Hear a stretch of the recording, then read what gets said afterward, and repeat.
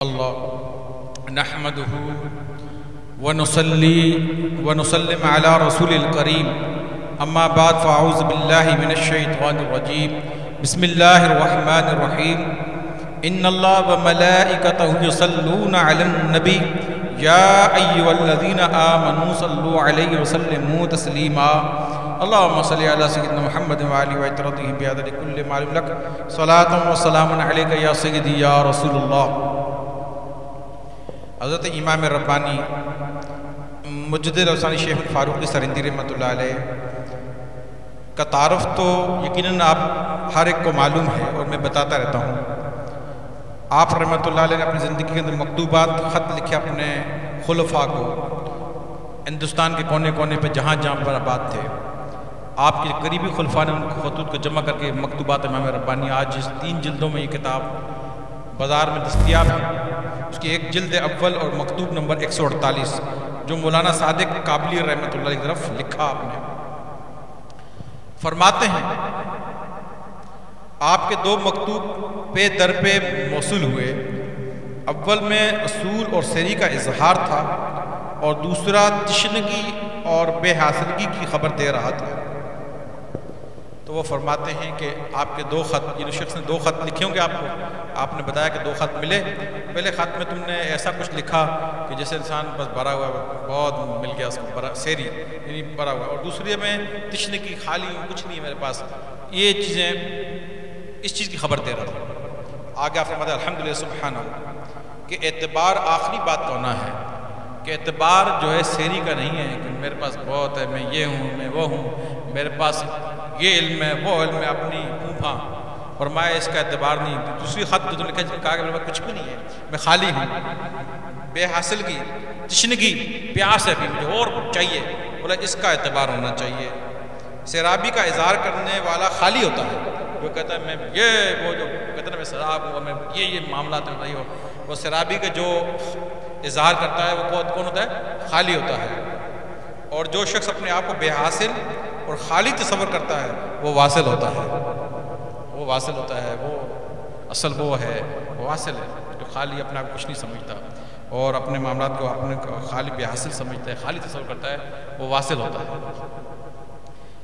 پھر فرمایا کہ تمہیں بار بار کہا گیا ہے کہ مشائخ کی روحانیات اور ان کی امداد پر مغرور نہ ہوں، کیونکہ مشائخ کی وہ صورتیں فی الحقیقت شیخ مقتدیٰ کے لطائف ہیں جو مشائخ کی صورتوں میں نمودار ہوتے ہیں کہ باللہ توجہ ایک ہونا شرط ہے۔ یعنی فرمایا کہ مزارات سے جو مشائخ کی روحانیت مدد کرتی ہے، آدمی کی مزار سے مدد ہوئی، یا خواب میں کسی بزرگ نے آ کے آپ کی مدد کی، اور روحانیت یعنی بزرگوں کی جو ارواح ہے وہ جو آپ کی مدد کر رہی ہے روحانی طور پر، تو اس پر مغرور کیوں ہو رہے؟ مغرور مت ہو، کیونکہ یہ مشائخ کی صورتیں جو تجھے نظر آ رہی ہیں حقیقت میں تیرا پیر جو ہے مقتدیٰ، تیرا پیر مرشد ہے، اس کے لطائف ہیں جو بزرگ کی شکل اختیار کر رہے ہیں۔ وہ کیا ہیں؟ مرشد کے لطائف ہیں جو تمہیں تربیت کر رہے ہیں، لیکن شکل کسی بھی بزرگ کی اختیار کر رہے ہیں۔ تمہیں لگ رہا ہے کہ یہ بزرگ مجھے دے رہے ہیں، حقیقت میں وہ کسی اپنے مرشد کا کوئی لطیفہ ہے جو شکل صورت اس بزرگ کی اختیار کر رہا ہے، اور تم اس پر مغرور ہو جاؤ گے میرے کو فلاں بزرگ تربیت کر رہے ہیں۔ تو بعد اوقات جو نا اس میں شیطان کا ایک بہت بڑا وار ہوتا ہے۔ الحمدللہ مجدد افسانی رحمۃ اللہ علیہ لکھ کے بات اگر نہ لکھتے، یقین میں نے پہلے بھی آپ کو کہا ہے، اگر یہ بات نہ لکھ جاتا یقین جانا ہے تو مجھ جیسا یہ خاکسار بھی جنا گناہ گار جو ہے یہ خراب ہو جاتا، پریشان ہو جاتا، اور شاید میں اپنے مقصود کو منزل تک بھٹک جاتا رہا، منزل تک تو جا رہا تھا، لیکن جب وہی بات ہے شیطان بہکا دیتا، شیطان بہت قوی دشمن ہے، مضبوط دشمن ہے، وہ مجھے بہکا دیتا۔ کراچی میں ایک لڑکا نوجوان تھا، 20-22 سال کی عمر تھی، کافی 7-8 سال پرانی بات ہے، جب میں کراچی میں رہا کرتا تھا، ایک چھوٹا سا آستانہ تھا میرا، 15-20-25 مرید تھے۔ اس نوجوان کو کہتے ہیں کہ میرے کو غوث پاک، جب میں ذکر کرتا ہوں غوث پاک میرے سامنے آ جاتے ہیں۔ تو میں نے کہا جی تو اچھی بات ہے، چلو۔ پھر کہنے لگا غوث پاک نے فرمایا کہ جب میں تیری تربیت کر رہا ہوں تجھے ابو صالح کے پاس جانے کی ضرورت ہی کیا ہے؟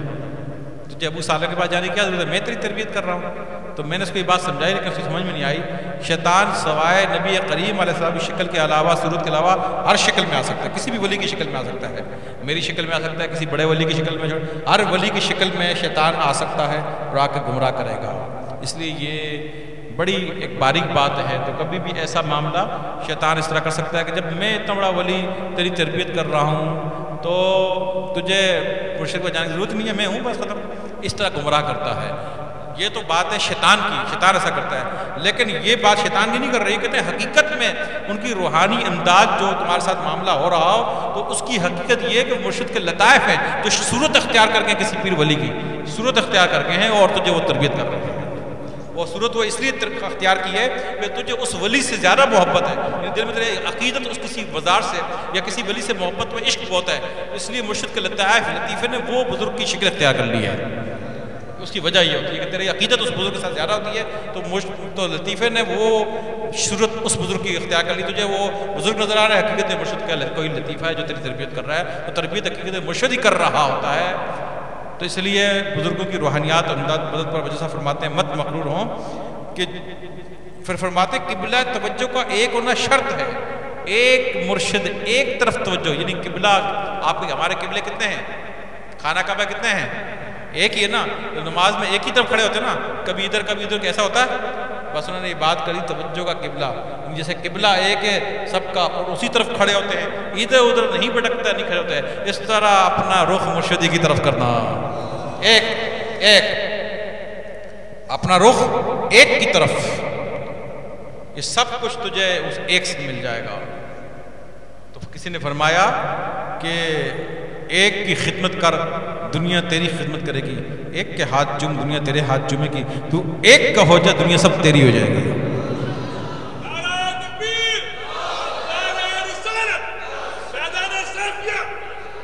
آپ یقین جانے میرے پاس آپ کو پتہ ہے حضرت مبارک صاحب رحمۃ اللہ علیہ کے علاوہ اور بھی متعدد خلافتیں موجود ہیں. یعنی سن 1996 میں بغداد حضور غوث پاک کے مزار پر رہا، وہاں پر مشائخ کے ساتھ رہا، وہاں سے مجھے خلافت. اور میں نے کبھی آج ذکر کی کبھی بتایا آپ کو کہ میرے پاس یہ خلافتیں اور ان خلافتوں کا میں نے اظہار کیا نہیں. اگر وہ خلافتیں ہیں برکت اور اچھی ہے، اگر نہیں بھی ہیں تو کوئی بات نہیں. مجھے تو جو کچھ ملا ہے میرے مرشد سے ملا ہے، وہ حضرت مبارک صاحب سے ملا ہے. حالانکہ میں وہاں کیا مشائخ میں وہ خلافتیں گھر میں موجود ہیں. میں نے کبھی کسی نے شو کی، میں نے اپنے مبارک صاحب کے خلاف شو کیا. اگر وہ ہے برکت اور ہے نہیں ہے تو کوئی بات نہیں، میرا مرشد مجھے لیے کافی ہے. اس کا تو توجہ کا قبلہ ایک ہونا ضروری ہے. مجھے ان سے بھی ملا ہے، بھی میں تو کام ہو جائے گا خراب. بیوی تیرے بول دے گی کہ آپ سے بھی محبت کرتی ہوں، پھر کیا کرو گے تم؟ اس کی محبت کا کیا کرو گے؟ ٹانگ لگاؤ گے نکل یہاں سے، بھی کرتی ہوں. وہ کہے گی آپ ہی سے محبت کرتی ہوں، تو کہ ہاں یار بھول کے بیٹھ جاؤ، ٹھیک ہے بیٹھ جا. پھر تم اس کو نوازو گے. اور آپ سے بھی کی جب بات ہے کہ بھی والی کہانی نہیں چلتی، اس میں بھی آپ ہی بس آپ ہی ہیں. تو یہ آپ حضرت مجد صاحب رحمۃ اللہ علیہ تربیت فرما رہے ہیں. قبلہ توجہ کا ایک ہونا شرط ہے، قبلہ توجہ کا ایک ہونا شرط ہے. تو مزار پر پھر جو حاضری ہم دیتے ہیں اس سے کیا فائدہ ہوتا ہے؟ مزار پر جب حاضری دیں تو اس لیے سے دیں کہ وہ صاحب مزار بھی آپ کی مددگار بن جائیں. مزار والے بھی ان کو مرشد بنا کے نہیں کہ میرے مرشد اب یہ ہیں، مزار والے مرشد ہیں، تو پھر مرشد مزار سے اگر بیعت ہونے تو پھر مدینہ شریف میں ان مزارات سے کیوں بیعت ہوتے ہو؟ ڈائریکٹ جاری بات ہے، مسجد نبوی میں سرکار کا مزار نہیں، حضور کافی نہیں ہمارے لیے. یہ اصول و طریقہ نہیں ہے، یہ سمجھا رہے ہیں، یہ طریقہ نہیں ہے. اگر ایسا ہوتا پھر کوئی پیر ہوتا؟ تو نبی کریم صلی اللہ علیہ وسلم نے جب اپنے مصلی پر اپنی زندگی میں آخری ایام میں امراض کے ظاہری بیماری کے ایام میں جب صحابہ کرام کے سامنے ابو بکر صدیق کو فرمایا کہ ابو بکر میرے مصلی پہ کھڑا ہو جاؤ. ابھی تو آپ حیات ظاہری حیات موجود تھے، بیمار تھے، طبیعت ناساز تھی، لیکن فرمایا ابو بکر میرے مصلی پر کھڑا ہو جاؤ. صحابہ کا بتا دیا کہ جب میں دنیا سے جاؤں تو ابو بکر کو مصلی پہ میں نے کھڑا کر دیا ہے. انہوں نے کچھ ظاہری بات ہے سرکار کی حکم تھا، لیکن کہا کہ حضور کے مصلی پہ میں ہوں، تو تھوڑا سی دل میں ایسا ہوا کہ ہمت نہیں ہوئی جا کے کھڑے ہوئے. آپ نے فرمایا ابو بکر کو بولا، بلال کو بولا آزان دے، ابو بکر کھڑے ہو جاؤ مصلی پہ. پھر آپ نے جلال نے فرمایا کھڑے ہو جاؤ، حکم دے دیا، امر کر دیا، پھر وہ کھڑے ہو گئے مصلی پر. تو آپ نے اپنے صحابہ کو سمجھا دیا کہ جب میں دنیا سے جاؤں تو ہمارے مذہب کا ہمارا طریقہ یہ ہے کہ اس کے خلیفہ کے پاس، اس کے خلیفہ کے پاس جانا کیا ہے؟ حقیقت میں حضوری کے پاس جانا ہے. اس لیے یہ مرشد جو مشائخ بیٹھا ہے اس کو معمولی بات نہ سمجھو. اگر وہ حقیقت میں شیخ ہے، حقیقت میں پیر ہے، اور حقیقت میں اللہ والا، اللہ کا ولی، اور اس کو اذن و خلافت کے ساتھ اپنے مرشد کے شیخ کی اذن و اجازت صاحب بیٹھا ہوا ہے تو اس کو معمولی نہ سمجھنا، اس کے ساتھ بیعت بھی حقیقت میں حضور کی بیعت بھی ہے، اس کے ہاتھ حقیقت میں حضور کے ہاتھ ہیں، اس سے محبت حقیقت میں حضور سے محبت ہے، جو معاملہ تم نے اس کے ساتھ کیا حقیقت میں اللہ اور رسول کے ساتھ کیا۔ یہ 10 کروڑا کا دی نا، یہ 100 کروڑ، یہ حقیقت وہاں تک پہنچ رہی ہے، یہ نہ سمجھنے کہ پیر صاحب نے ہاتھ رکھ کے ڈبہ میں ڈال دی ہے، اس کی حقیقت بھی وہاں تک پہنچ رہی ہے۔ شیخ قبلہ جو پیر جو علامہ طاہر صاحب کے مرشد ہیں علاء الدین الگیلانی، انہوں نے کتاب لکھی ہوئی کتاب، تو جو غوث غصبہ کے اولاد میں سے تھے، پردہ فرما گئے، اپنی کتاب میں لکھتے ایک مکالمہ لکھتے شیخ عبد القادر جیلانی رحمۃ اللہ علیہ کا ایک مکالمہ اللہ کے ساتھ، ایک ہوتا ہے نا روحانیت میں اللہ کے ساتھ گفتگو بات مکالمہ لکھتے ہیں۔ اللہ نے فرمایا عبد القادر میں کھاتا بھی ہوں، اللہ نے فرمایا عبد القادر، اس کتاب میں لکھا عبد القادر میں کھاتا بھی ہوں۔ عرض کیا مولا تو پاک ہے کھانے پینے سے، تو کیسے کھاتا ہے؟ فرمایا جس نے میرے ولی کو کھلایا اس نے مجھے کھلا دیا، اس کو پہنایا اس نے مجھے پہنا دیا، جو معاملہ جو تحفہ جو کچھ اس نے اس کے ساتھ کیا وہ حقیقت میں مجھ کو دیا، اور جو معاملہ اس نے اس کے ساتھ کیا حقیقت میں میرے ساتھ کر دیا۔ اس کی حقیقت وہاں تک پہنچی، اللہ تک حقیقت پہنچتی ہے، اس کی یہ معاملے کی حقیقت اللہ تک پہنچتی ہے۔ اس لیے مرشد کا ادب نہایت، اس کے دربار میں مرشد کا ادب نہایت ضروری ہے، ورنہ آپ نے نہیں دیکھا مولانا روم کیا فرماتے ہیں، ہر کے خواہد و نشینت با خدا او نشین در حضور اولیاء، کہ اگر تو خدا کے ساتھ بیٹھنا چاہتا ہے تو کسی ولی کو تلاش کر، جب مل جائے اس کے ساتھ بیٹھ جا، اس کے ساتھ بیٹھنا خدا کے ساتھ بیٹھنا ہے، وہ دربار خدا ہے، خدا کے ساتھ بیٹھنا ہے، ورنہ تو اللہ کو کہاں تلاش کرے گا؟ بھائی کہاں ہے اللہ؟ کسی سے کوئی سوال کرے یہ اللہ کہاں ہے تو کیا کہے گا؟ اللہ عرش کے اوپر بیٹھا ہوا ہے تو کفر ہو جائے گا، بیٹھا ہوا ہے یعنی اللہ تو بیٹھنے سے ہی پاک ہے، کھڑا ہونے سے ہی پاک ہے، جسم سے ہی پاک ہے، اس کی ہماری سمجھ سے ہی پاک ہے، ہماری جو باتیں ہم کرتے ہیں اس سے بھی پاک ہے۔ اس لیے تو نماز میں اللہ اکبر کیوں ہوتا ہے؟ رکوع میں گئے اللہ اکبر، سبحان ربی العظیم سبحان ربی العظیم، پھر اللہ اکبر، ربنا لک الحمد، پھر اللہ اکبر، سمیع اللہ لمن حمدہ، اللہ اکبر، پھر سبحان ربی الاعلیٰ، عظیم تصیب اللہ تو سب سے اعلیٰ ہے، سبحان تو پاک ہے تو اعلیٰ ہے، سبحان ربی، پھر اللہ اکبر۔ یہ اللہ اکبر بار بار کیوں ہوتا ہے؟ یہ اس لیے ہوتا ہے کہ ہم جتنی بھی تعریفیں جو کہ ہمیں اللہ کے رسول نے بتائی ہیں، تعریفیں ہم وہ پڑھتے ہیں، پڑھنے کے بعد اللہ اکبر معنی اللہ بڑا ہے، اس کے معنی کیا ہے؟ اللہ بڑا ہے، یعنی ہم اس بات کا اظہار کرتے ہیں یا اللہ یہ جو تعریفیں ہم نے کی ہیں یہ تو ہم نے کی ہیں، لیکن تو اس سے بھی بڑا ہے، تو اس سے بھی بڑا ہے، اللہ اکبر، تو اس سے بھی بڑا ہے، یہ تعریفیں کی ہیں یہ تو کی ہیں لیکن تو اس سے بھی بڑا ہے۔ تو اللہ تعالیٰ کو کون اللہ کے معاملات کو سمجھے گا؟ کوئی ہم بندے، ہم پیٹ میں ہمارے دیکھے گندگی، ہم کہاں خدا نہیں۔ تو اس لیے مولانا روم نے ظاہری بات ہے اس بات کو سمجھا، اور جو بڑے کو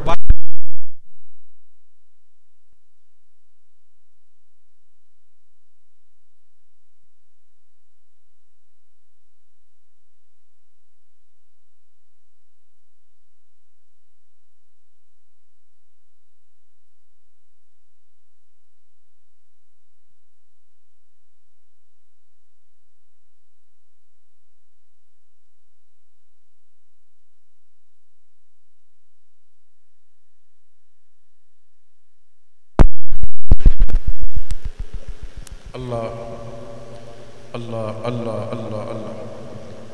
تو اس لیے وہ کبار اولیاء کرام جو تھے انہوں نے اس لیے یہ لکھا کہ اللہ کے وہ کہاں پائے گا، کس طرف جائے گا؟ اللہ کی کوئی طرف ہی نہیں ہے، اس طرف ہے، اس طرف ہم کہیں گے اللہ یہاں، یہ بھی کفر ہو جائے گا، یہاں اللہ کو جگہ قید کر رہا ہے، اللہ ان چیزوں سے پاک ہے۔ اس لیے فرمایا کہ اللہ کو تلاش کرنا، اللہ کے ولی کے ساتھ بیٹھ جا، وہاں تجھے خدا ملے گا، وہاں خدا ملے گا۔ تو اس لیے وہ لڑکا جو تھا اس نے میری بات نہیں مانی، نہیں سمجھا، کچھ دن تو اس کے ساتھ معاملہ رہا، پھر شیطان نے دیکھا میرا کام اتار دیا، اس کا مرشد ناراض ہو گیا، پھر اس کے بعد وہ ختم، اس کی کہانی ختم ہو گئی، برباد ہو گیا، پھر نہیں پتا کیا ہو گیا، برباد ہی ہو گیا۔ تو اس لیے یہاں فرماتے ہیں کہ توجہ کا قبلہ ایک ہونا شرط ہے، ایک طرف اپنا رخ کر، جیسے نماز کے اندر ادھر ادھر رخ کرنے سے نماز ٹوٹ جاتی ہے، تو شیخ سے محبت اور شیخ کی طرف توجہ رخ ادھر ادھر دیکھے گا، رخ کرے گا کسی اور بابا کی طرف، جیسے نماز ٹوٹ جاتی ہے تو یہ بیعت، یہ معاملہ خراب ہو جائے گا۔ اس لیے ایک توجہ طرف ہونا ضروری ہے۔ یہاں تک کوئی بزرگ بھی تمہاری مدد کرے، مدد کر سکتے ہیں، لیکن تو اس پہ مغرور مت ہو۔ وہ بھی اگر کیفیات و خوابوں میں اگر ایسا ہو تو وہ مرشد کے لطائف ہے، اور حقیقت مزار پہ تو جائے تو وہاں بھی تیرے کو یہ کہنا چاہیے کہ مدد کے لیے آ سکتا ہوں کہ میں یہ میرا مرشد مجھ سے راضی ہو جائے۔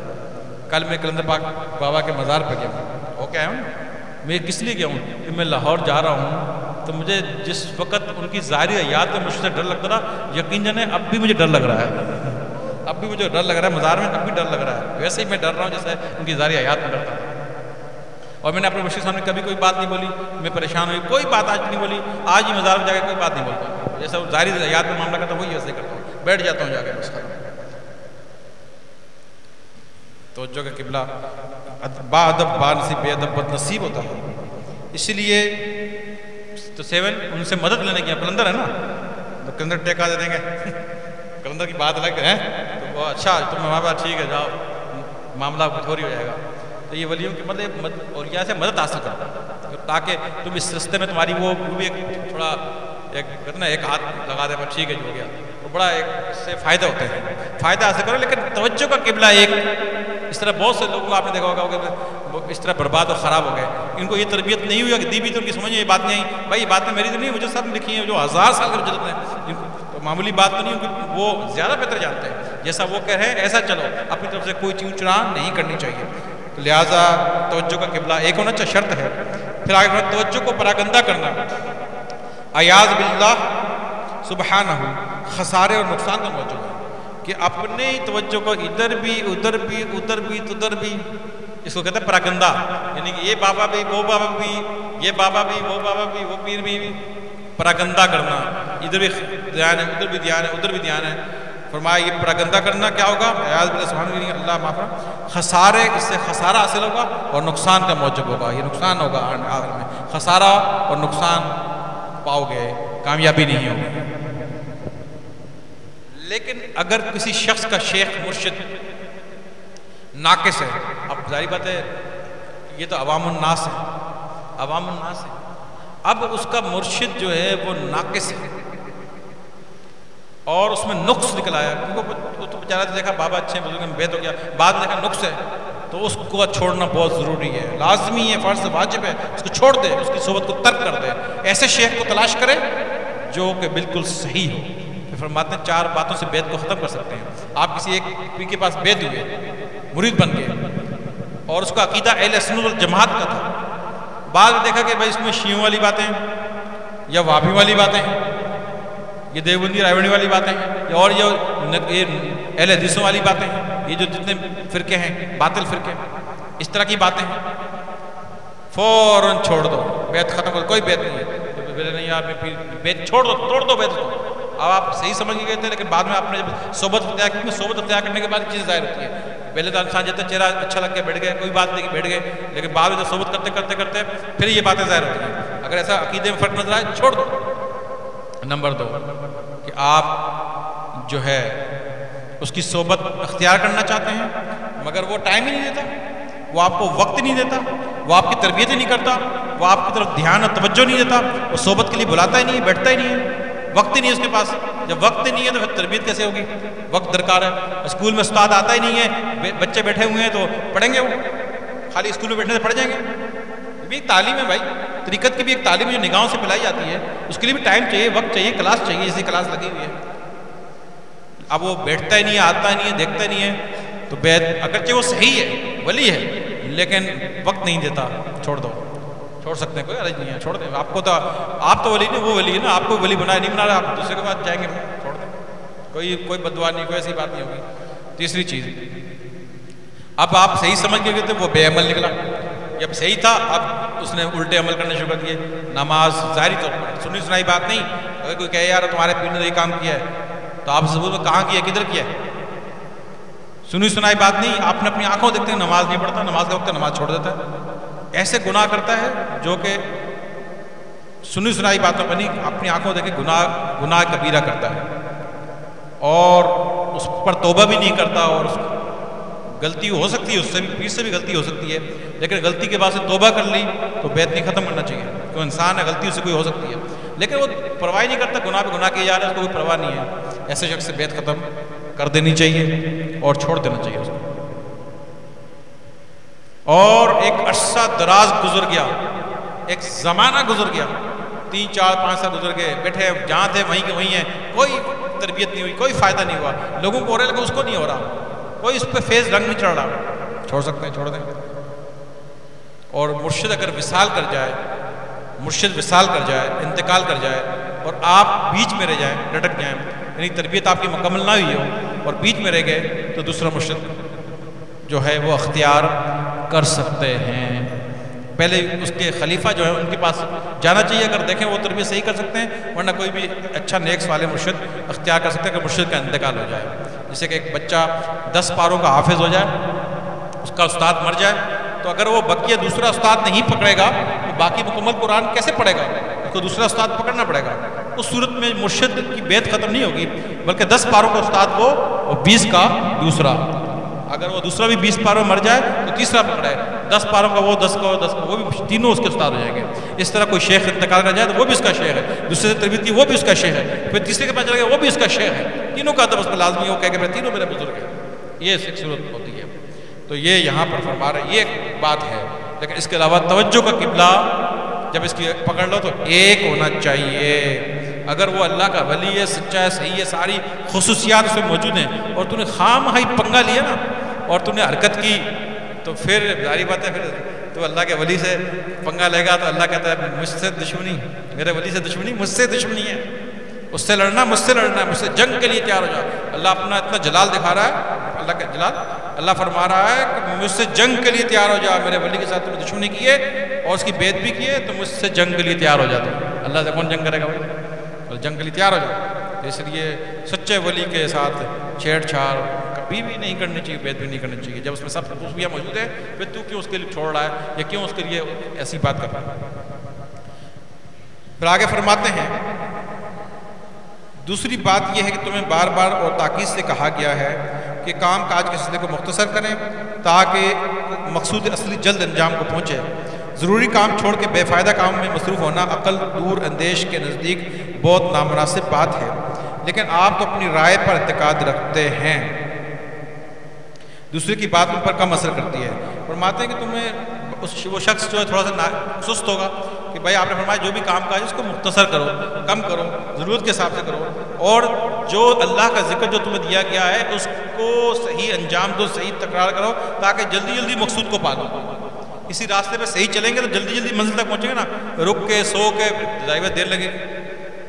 تو اس لیے جو ہے فرمایا کہ ضروری کام کو چھوڑ کر بے فائدہ کاموں میں مشغول ہونا یہ عقل دور اندیش کے نزدیک بہت نامناسب بات ہے. یہ فضول کام میں مشغول، جیسے یہ T20 میچ تھا، لوگ کچھ دیر سے آئے ہیں یا ہو گیا میچ، کیا ہوا ابھی تک آج شروع میں لوگ نہیں تھے، جیسے ضرور کوئی نہ کوئی T20 میچ بھی دیکھا ہوگا. دیکھو لوگ بھی کم آئے، یہ میچ کے چکر میں لوگ کم آئے. تو اب یہ فضول کام، مقصود فضول کاموں میں مبتلا ہونا، فضول چیزوں کے چکروں میں مبتلا ہونا، فرمایا ان چیزوں کو چھوڑ دو، بلکہ نامناسب بات ہے. اور اپنی رائے کو قائم کیا، پھر کوئی فضول کاموں میں رکھو، مرشد سمجھا رہا ہے، بار بار ایک بات سمجھا رہا ہے کہ تم اپنی عقل اور اپنے اعتقاد پر اپنی رائے کو اہمیت دے رہے ہو اور وہ بات تم پہ اثر کم کرتی ہے، تو یہ پھر اس کا نقصان تمہیں ضرور ہوگا. اس روش کے نتیجے کے آپ فرماتے ہیں، اس روش کے نتیجے کے آپ خود ذمہ دار ہوں گے. اس کا جب نقصان ہوگا تو اس کی ذمہ داری کس پہ ہوگی؟ یہ آپ پر ہوگی. جب آپ کو مرشد بات جن باتوں کو سمجھایا ہے ان پر اگر آپ عمل نہیں کریں گے اور اپنی رائے پر عمل کریں گے تو پھر نقصان جو ہوگا اس کی ذمہ داری بھی آپ ہی پر ہوگی کہ آپ نے خود اپنے پاؤں کو کلاڑی ماری، آپ پاؤں 2 ٹکڑے ہو گیا ہے، اس کی ذمہ داری قصور بھی آپ کا ہے. فرماتے واہ اعلیٰ رسول اللہ البلاغ، اور رسول کے ذمہ صرف تبلیغ ہے، جن بات کو پہنچا دینا ہے. یہاں پر مکتوب ختم ہو گیا. تو امام ربانی رحمۃ اللہ کے بڑا اچھا مکتوب میں نے آپ کے سامنے پیش کیا، اور یقیناً کی باتیں آپ کو سنبھال کر اور رکھنی چاہیے، اس پر ضرور عمل کرنا چاہیے. بڑا قیمتی مکتوب، ہر مکتوب ان کا قیمتی ہے، ہر بات ان کی بڑی قیمتی ہے. تو مرشد کو اپنی دھیان توجہ، جیسے قبلہ ایک ہے، مرشد ایک ہے، اور توجہ سے قبلے کی رخ ہوتا ہے، توجہ آپ کا خیال دھیان مرشد کی طرف ہونا چاہیے، ظاہر میں بھی اور غیبت میں بھی. غیبت میں بھی یعنی جب حاضر نہ ہو، جب آپ گھر چلے جائیں کہیں بھی ہوں اس وقت بھی دھیان مرشد کی طرف ہونا چاہیے، اور ظاہر میں تو دھیان ہونا چاہیے مرشد کی طرف. یہ ادھر مرشد جب موجود ہو، ادھر ادھر دیوار کو دیکھنا، گھڑی کو دیکھنا، اس کو وہ کیا کر رہے ہو. کیا نماز ٹوٹ جاتی ہے، نماز میں کھڑے ہو کیا ہوتے ہیں، گھڑی کو دیکھنا، نماز ٹوٹے گی ٹوٹ جائے گی. تو یہ ادھر ادھر دیکھنا سے بھائی یہ بھی نماز. آپ مطلب کہ دھیان اپنا مرشد کی طرف رکھیں. اس وقت وہ تربیت کر رہا ہے. جب وہ ایک طالب علم اسکول میں بیٹھا ہوتا ہے، استاد پڑھا رہا ہوتا ہے، وہ کیا ہوتا ہے، تو ظاہری بات جو لڑکا یوں دیکھ رہا ہوتا ہے استاد ناراض ہوتا ہے. جب میں آپ کو لیکچر دے رہا ہوں، میں آپ کو سمجھا رہا ہوں، اپنا آنکھوں کا رخ میرے چہرے کی طرف، میری زبان کی طرف ہو، میں کیا سمجھا رہا ہوں، وہ یوں دیکھ رہا ہے، ظاہر وہ استاد ناراض ہوگا. تو یہ بھی ایک تعلیم ہے نا، میں نگاہوں سے پلا رہا ہوں. آپ اپنا رخ، اپنا چہرہ میری چہرے کی طرف کرتے ہیں تاکہ میں جس وقت میں ایک نظر ڈالوں، ہو سکتا ہے وہی نظر تمہارے لیے کام کر جائے. اب میں تم پہ نظر ڈال رہا ہوں، تم ادھر دیکھ رہے ہو، تو ظاہر بات ہے میں ناراض ہوں گا. اور میں کچھ دینا چاہ رہا تھا، میں دوں گا نہیں، کہاں سے دوں گا، تم تو پینے کو تیار ہی نہیں ہو. ہو سکتا ہے وہی نظر تم نے وقت ضائع کر دیا اس نظر کا ہی. تو ہر وقت تیار رہو کہ کیا نام کون سی نظر پڑ جائے گی. فرماتے ہیں شیخ ابو طاہر نجیب الدین سہروردی، شہاب الدین سہروردی کے چچا اور مرشد، چچا بھی تھے اور مرشد بھی تھے. مسجد خیف کے اندر، مسجد خیف آج کے موقع میں ایک بڑا رش لگا ہوا ہے، کھڑے ہیں، ہر ایک کو دیکھ رہے ہیں، ملاقاتیں کر رہے ہیں اور اس کے چہرے کو دیکھ رہے ہیں. اس نے عرض کیا حضرت یہ آپ لوگوں کے چہروں کو دیکھتے ہیں، یہ کیا وجہ ہے. شہاب الدین سہروردی عوارف المعارف کتاب میں یہ واقعہ لکھا، یہ بات لکھی. فرماتے ہیں بیوقوف نادان، یہ جو چہرے ہیں نا، سارے چہرے ایک جیسے نہیں ہیں، یہ آنکھیں بھی سب کی ایک جیسے نہیں ہیں. اس میں کوئی ایسی بھی آنکھ ہوتی ہے اگر آنکھ بھر کے دیکھ لے نا تو دونوں جہاں کی دولت سے مالا مال کر دے گی. ایک نگاہ خالی ڈال دے، دو جہاں کی دولت سے مالا مال کر دے گا. ایسی بات ہوتی ہے اس میں. میں بولو اسی نظر کی تلاش میں ہو سکتا ہے کوئی ایسا نظر والا آ جائے، نگاہ ڈالے اور مالا مال. اس لیے نظر کو معمولی بات نہ سمجھو. اس پاک نظر ڈال کے چور کو کتب بنایا تھا. نظر کو معمولی بات نہ سمجھو، نگاہ کو کے متلاشی دو، اس چہرے کی طرف دھیان دو. جے اے تن میرا جے چشمہ ہوئے، اے تن میرا جے چشمہ ہوئے، تے میں مرشد ویکھ نہ رجاؤں، تے مرشد دا دیدار وے باؤں، تے سانو لکھ کروڑا اجاؤں.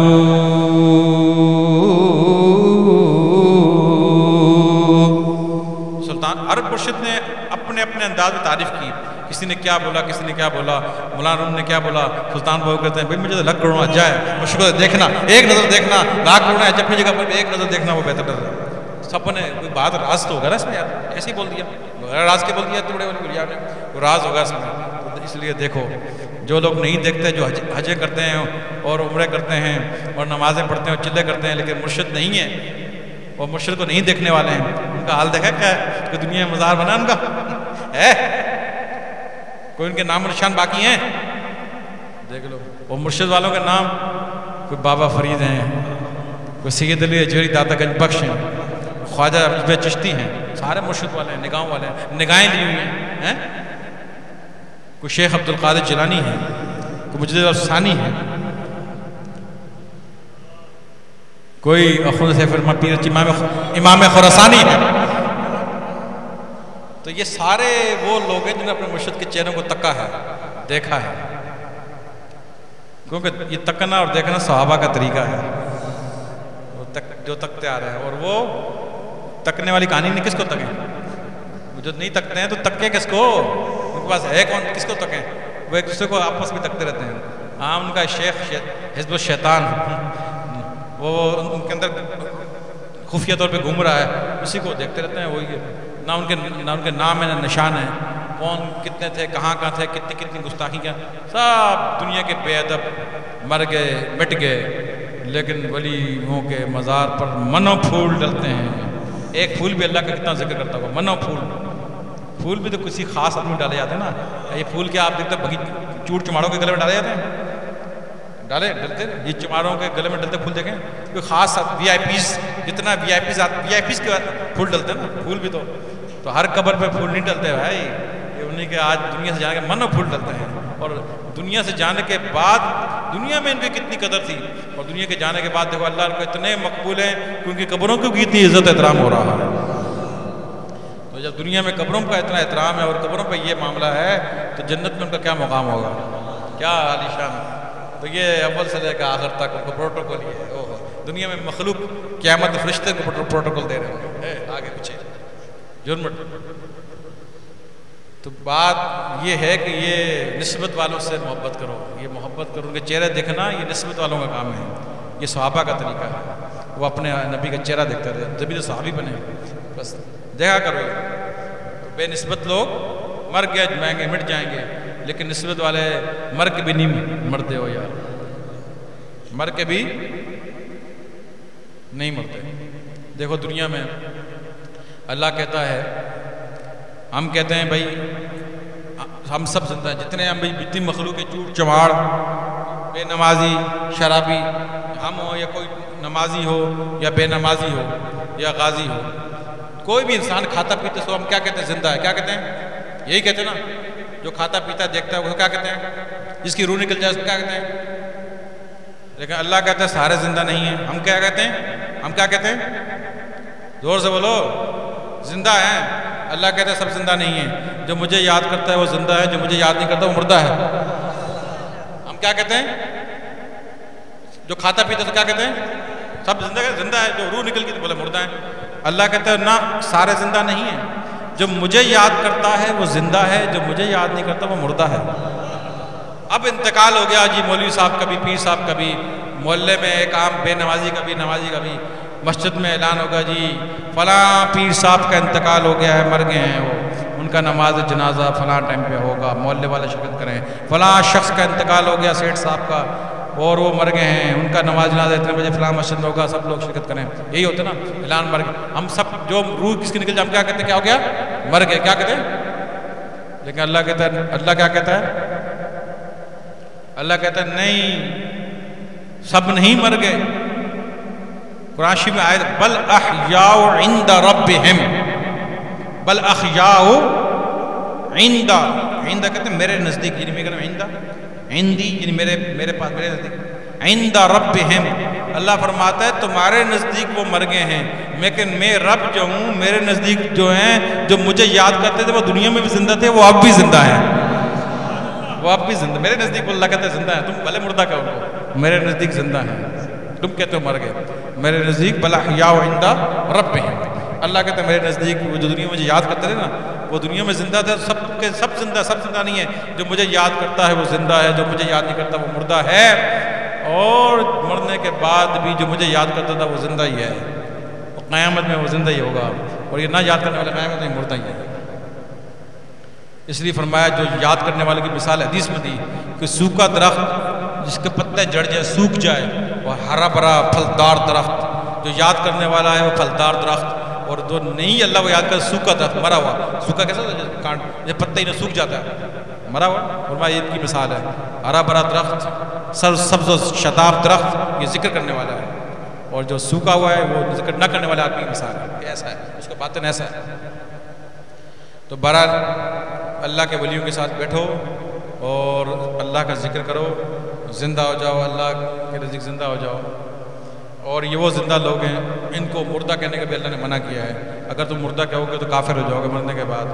اللہ کہتا ہے ان کو شہید زندہ ہے ان کو مردہ مت بولو قرآن منع کرتا ہے مت بولو مردہ یہ تو پردہ کر گئے دنیا سے تو لہٰذا ہر جمعے کے دن یہ محفل ہوتی ہے فضول کاموں کو چھوڑ کر حرام کاموں میں مبتلا نہ ہو فضول کاموں میں مبتلا نہ ہو جمعے کے دن اس محفل میں لازمی شرکت کیا کرو 15 منٹ کی یہ شرکت نہیں صحیح معنوں میں 9 بجے کے بعد آپ آ جایا کرو 9 بجے آ جایا کرو اور آ کے نماز میرے پیچھے پڑھا کرو اور صحیح شرکت کیا کرو صحیح صحبت کیا کرو تو پھر انشاءاللہ بات بن جائے گی انشاءاللہ یہ ہفتے میں ایک دن کی صحبت ہے ایک روز کی نہیں ایک دن کا اگر روز کی ہو تو وہ بھی کم ہے میں کہتا ہوں روز آدھی بیٹھے لیکن وہ ایک دن کی تو بہت ہی یار معمولی بات ہوگی 168 گھنٹے میں 3 گھنٹے مانگ رہا ہوں. کتنے؟ 3 گھنٹے، یعنی 165 گھنٹے تمہارے، 3 گھنٹے اللہ کے لیے، اللہ کی یاد کے لیے. اتنے بڑے مقام مرتبہ حاصل کرے 3 گھنٹے، وہ بھی اگر آپ نہ دیں تو پھر اتنی بڑی سوچیں کیا کریں، پھر کیا بن سکتا ہے؟ کچھ نہیں بن سکتا آپ کا.